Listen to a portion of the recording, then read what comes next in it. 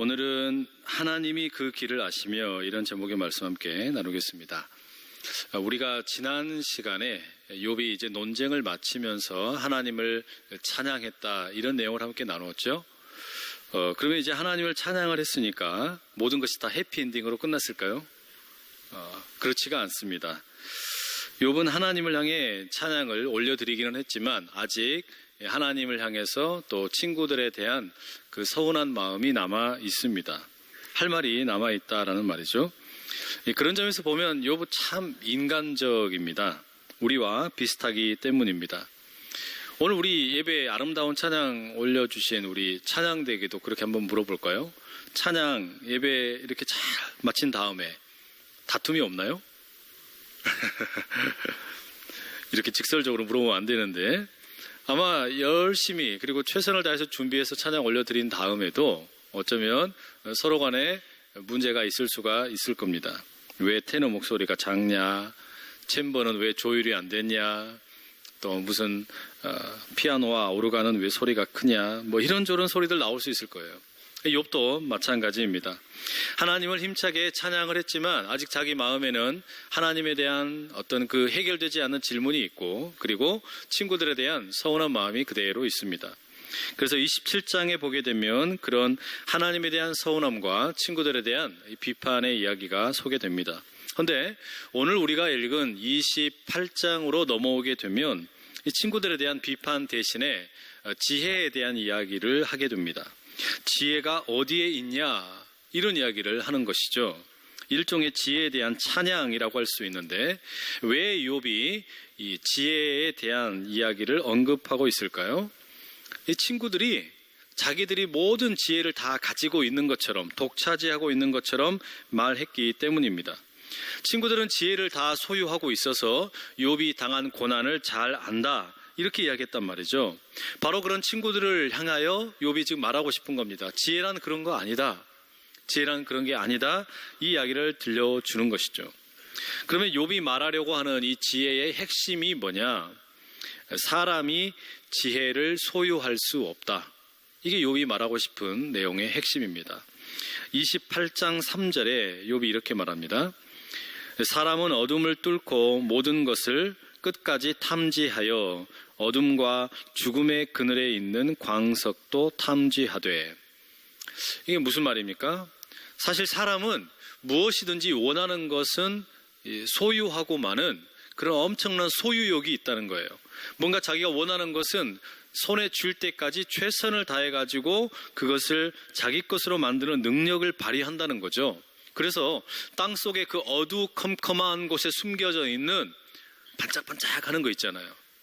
좋아하시는 거, 골드, 또 뭐 실버, 다이아몬드 이런 거를 그 어두운 곳에 들어가가지고서 결국 캐내어낸다는 겁니다. 이 사람의 소유욕이 얼마나 대단하냐? 7절과 8절에 이렇게 말합니다. 그 길은 솔개도 알지 못하고 매의 눈도 보지 못하며 용맹스러운 짐승도 밟지 못하였고 사나운 사자도 그리로 지나가지 못하였느니라. 이게 무슨 이야기예요? 솔개나 매, 이 짐승들, 날짐승들 얼마나 눈이 좋습니까? 그러나 이 새들보다 더 눈이 좋은 게 뭐냐? 그 보물을 찾아내는 사람의 눈이라는 거죠. 또 사납고 무서운 짐승들, 땅 위에서 얼마나 용맹합니까? 얼마나 잘 뜁니까? 하지만 맹수가 찾지 못하는 것을 사람은 찾아낸다는 겁니다. 뭐 손과 발을 사용하든 어떤 방법을 사용해서든 그 땅에 숨겨진 보물을 찾아낸다는 거죠. 이게 사람의 능력이라는 거예요. 그런데 이게 지금 욥이 하고 싶은 이야기가 아닙니다. 이 사람에게 놀라운 소유욕이 있고 이거를 갖게 되기까지 최선의 노력을 다한다. 이거 말하고 싶은 게 아니에요. 진짜 이야기는 따로 있습니다. 12절과 13절에 이렇게 말합니다. 그러나 지혜는 어디에서 얻으며 명철이 있는 곳은 어디인고 그 길을 사람이 알지 못하나니 사람 사는 땅에서는 찾을 수 없구나. 그렇게 모든 것을 갖고 싶은 걸 다 쟁취해내는 사람이지만 사람이 찾지 못하는 것이 있더라는 거예요.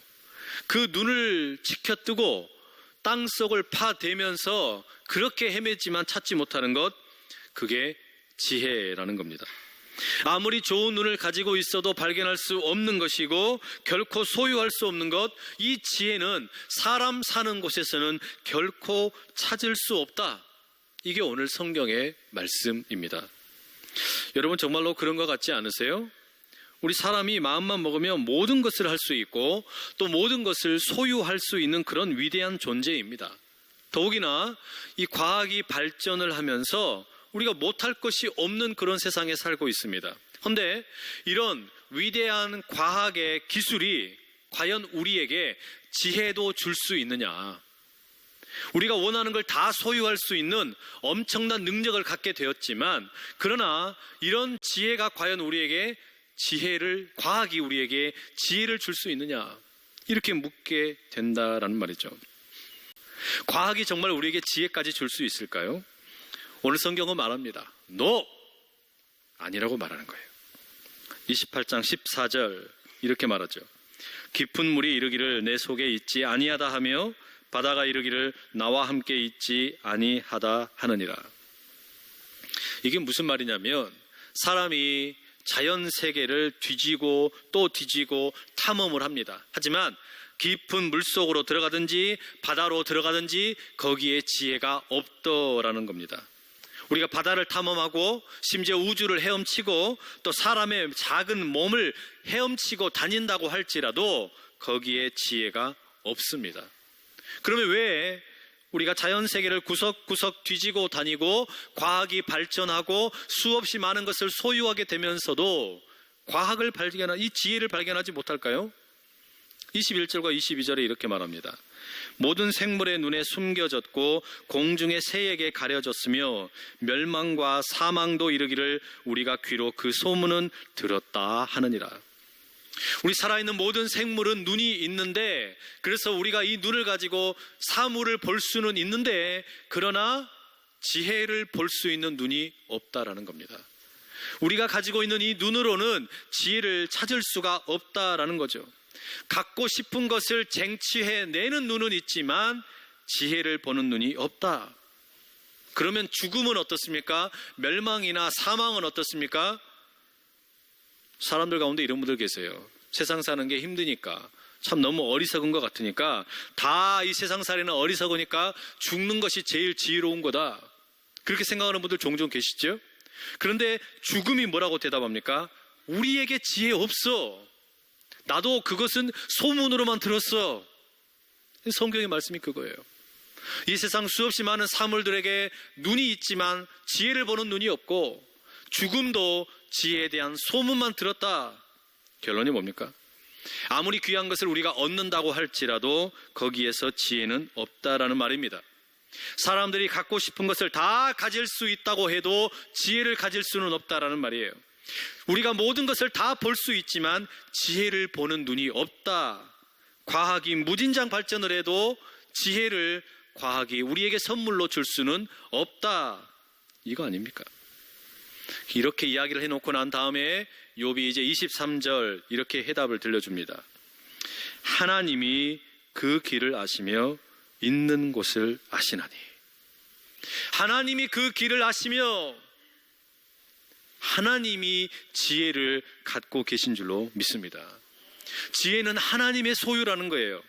하나님만이 그 지혜에 이르는 길을 알고 계신다라는 말이죠. 그것을 욥이 25절 이하에 설명을 하는데요, 세번역 성경으로 읽어드립니다. 그분께서 저울로 바람의 강약을 달아보시던 그때에, 물의 분량을 달아보시던 그때에, 비가 내리는 규칙을 세우시던 그때에, 천둥 번개가 치는 길을 정하시던 그때에, 바로 그때에 그분께서 지혜를 보시고 지혜를 칭찬하시고 지혜를 튼튼하게 세우시고 지혜를 시험해 보셨다. 여러분, 이 말 속에 들어있는 이 지혜가 뭡니까? 요약하면 지혜라는 것은 이 세상 모든 만물을 운행하고 계시는 하나님의 마음과 생각과 뜻이라는 거예요. 이 세상을 운행하고 계시고 다스리고 계시는 그 하나님의 마음과 생각과 뜻이 곧 지혜라는 것이죠. 그렇기 때문에 욥은 지혜에 대한 말씀을 요약하면서 이렇게 말합니다. 28절 세번역으로 이렇게 번역되어 있습니다. 그런 다음에 하나님은 사람에게 말씀하셨다. 주님을 경외하는 것이 지혜요, 악을 멀리하는 것이 슬기다. 하나님의 마음과 생각과 뜻을 아는 것이 지혜인데, 이 지혜의 시작이 뭐냐? 하나님을 경외하는 것, 하나님을 두려워하는 것, 거기에 진짜 지혜의 길이 열린다라는 말입니다. 이 욥의 이 고백은 잠언의 고백과 동일하죠. 잠언 9장 10절 이렇게 말합니다. 여호와를 경외하는 것이 지혜의 근본이요, 거룩하신 자를 아는 것이 명철이니라. 사랑하는 여러분, 하나님을 경외함으로 지혜에 이르는 길을 발견하실 수 있기를 축복합니다. 하나님만이 주실 수 있는 이 지혜가 여러분에게도 있기를 간절히 소망합니다. 그런데 여러분, 아마 이런 질문이 생기실지도 모르겠어요. 왜 하나님을 경외하는 것이, 하나님을 두려워하는 것이 지혜의 시작일까? 왜 하나님을 두려워하는 것이 지혜의 근본일까? 이 답은 단순합니다. 하나님을 경외함이 없으면, 하나님에 대한 두려움이 없으면 욕심, 특히 소유욕이 올라오기 때문입니다. 이걸 쉽게 말씀드리면 이렇습니다. 내가 하나님을 경외하게 되면 우리는 자연스럽게 하나님께서 행하시는 일에 집중하게 되고 그것을 묵상합니다. 그리고 거기에서 하나님의 마음과 생각과 뜻을 배우게 되는 거죠. 그런데 하나님에 대한 경외감이 없게 되면, 하나님을 두려워하지 않으면 어떻게 될까요? 무언가를 소유하고 싶은 탐심과 욕심이 나를 지배하는 겁니다. 이게 여러분 현대 과학의 문제잖아요. 과학이 발달해가지고 우리 편안하게 해줍니다. 우리 갖고 싶은 걸 다 가질 수 있게 해줍니다. 얼마나 좋습니까? 그런데 이 과학이라는 것이 하나님을 경외하는 것을 잊어버리게 만드는 거예요. 과학이라는 것이 수없이 많은 것을 우리에게 선물로 주었지만, 정작 가장 중요한 거, 하나님을 경외하는 것을 잊어버리게 만들고 우리 안에서 도리어 소유욕, 욕심, 이런 것만 잉태시킨다, 이런 말이죠. 그래서 신약 성경 야고보서 3장에 보면 위로부터 난 지혜와 땅에서 생겨난 지혜, 이렇게 지혜를 구분하고 있습니다. 그러니까 지혜라는 게 다 지혜가 아니라는 거예요. 하나님께서 위로부터 주시는 진짜 지혜가 있고 땅에서 만들어진 가짜 지혜가 있다라고 말합니다. 야고보 3장 15절 16절에 보면 이 가짜 지혜에 대해서 이렇게 말합니다. 이러한 지혜는 위로부터 내려오는 것이요, 땅 위의 것이요, 정욕의 것이요, 귀신의 것이니 시기와 다툼이 있는 곳에는 혼란과 모든 악한 일이 있음이라. 여러분, 여기 지금 뭐라고 되어 있습니까? 가짜 지혜의 특징이 뭐냐? 욕심이 앞선다라는 겁니다. 정욕이 앞선다라는 거예요. 그것은 귀신의 것이라는 겁니다.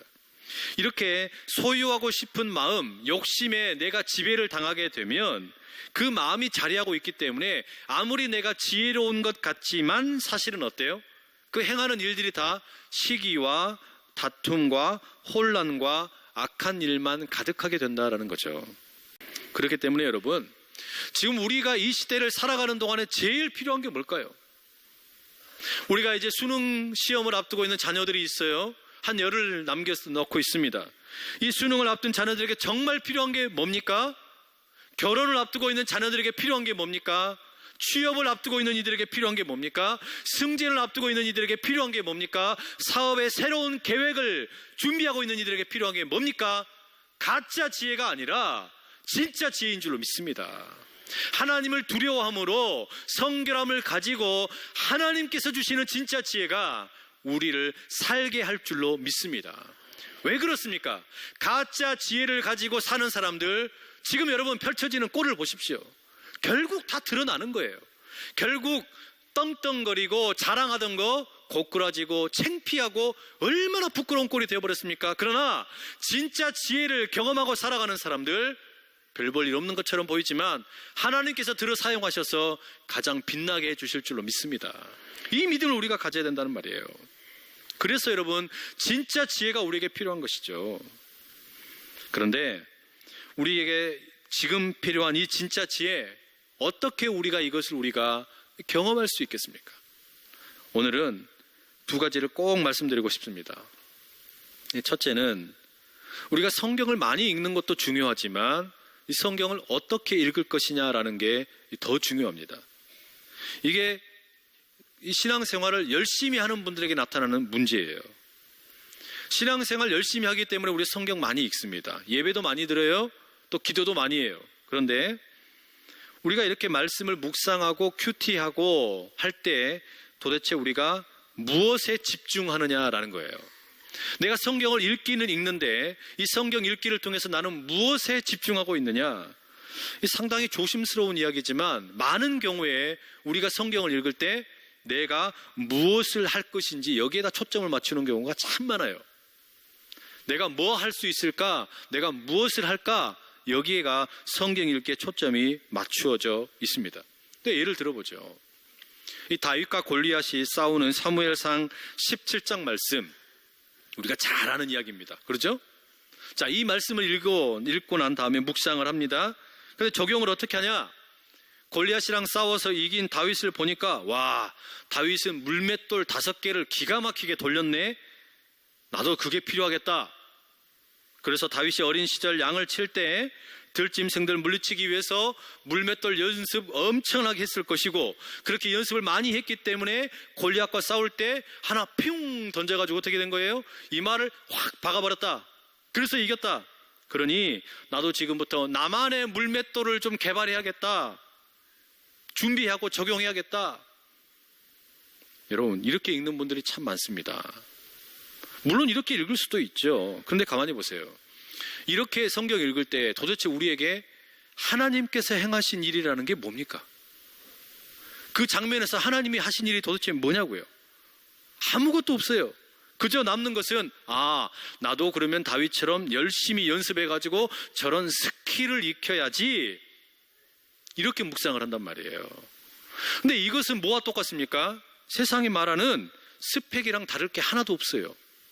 스킬을 익혀야지, 나도 물맷돌 만들어야겠다, 이거는요 결국은 세상에 말하는 스펙과 하나도 차이가 없는 겁니다. 우리가 이렇게 말씀을 읽는데, 묵상하는데 너무 많이 오염이 되어 있습니다. 내가 소유할 수 있는 게 뭘까? 내가 할 수 있는 게 뭘까? 이걸 너무 집중해서 묵상한단 말이에요. 이러다 보니까 어떻게 됩니까? 내가 갖고 있는 물맷돌이 자랑이 되고, 또 주변 사람들에게 말합니다. 너 물맷돌 있냐? 난 있는데 너도 좀 연습 좀 해라. 여러분, 이게 도대체 무슨 지혜가 되겠어요? 이건 그냥 스킬이죠. 스펙이죠. 재주입니다. 진짜 지혜는 이런 게 아닙니다. 여러분, 성경의 말씀 가만히 보면 다윗이 아무리 물맷돌 연습 많이 했다고 할지라도 이 싸움에 승산이 있는 싸움입니까? 이건 승산 없는 싸움이에요. 100% 지는 싸움이에요. 철저하게 질 수밖에 없는 싸움입니다. 그런데 우리가 놀라는 것은 뭐냐면 완벽하게 질 수밖에 없는 싸움인데 이기게 하신 하나님 때문에 놀라야 되는 거 아닙니까? 그런데 거기서 뭐 하려고 다윗을 붙잡고 물맷돌을 돌려야 된다고 이야기합니까? 하나님께서 도우셨기 때문에 이겼다. 불가능한 싸움을 하나님이 이기게 하셨다. 이것이 우리가 묵상하고 붙들어야 될 진짜 진리라는 말이죠. 이런 나의 삶을 향하여 하나님이 행하신 일이 무엇이냐, 지금 행하고 계신 일이 무엇이냐, 앞으로 행하실 일이 무엇이냐, 이것이 우리의 말씀의 진정한 묵상의 주제 되기를 축복합니다. 두 번째는 이 성육신 신앙을 회복할 필요가 있습니다. 이 성육신 교리라는 게 뭐죠? 예수님께서 하나님의 아들이신데 이 땅에 사람의 몸을 입고 오셨다. 이걸 믿는 게 여러분 성육신 교리의 핵심이죠. 이걸 우리가 인카네이션이라고 부릅니다. 하나님께서 사람이 되셔서 우리와 함께 계신다는 정말 아름다운 신앙의 고백입니다. 그런데 문제는 우리가 지금 살면서 이 성육신 신앙을 던져버리고 사는 겁니다. 오히려 거꾸로 우리는 성육신의 인카네이션이 아니라 탈육신, 엑스카네이션, 이런 삶을 살고 있는 겁니다.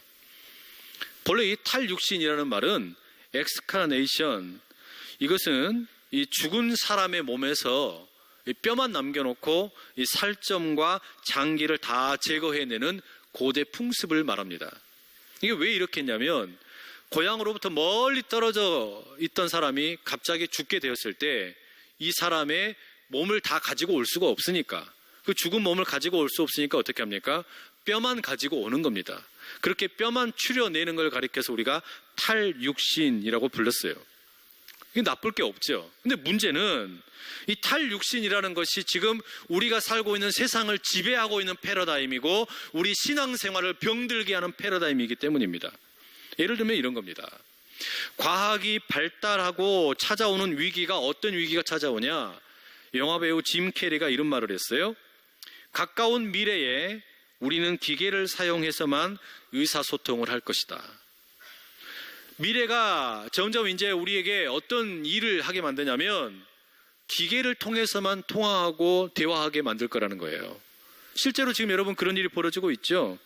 실제로 점점 그런 일이 많이 일어나고 있습니다.